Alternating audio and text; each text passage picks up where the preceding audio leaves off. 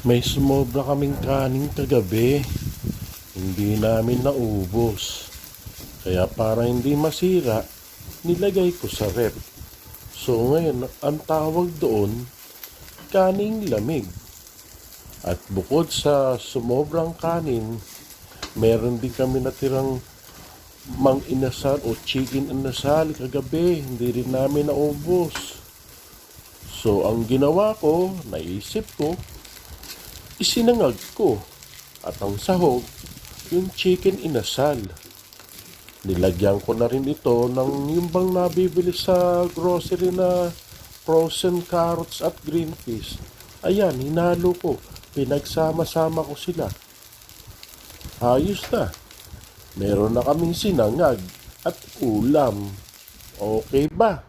Ayan na, hinahango ko na at maya-maya kakain na kami. Thanks for watching, guys. Bye-bye. See us again on my next vlog.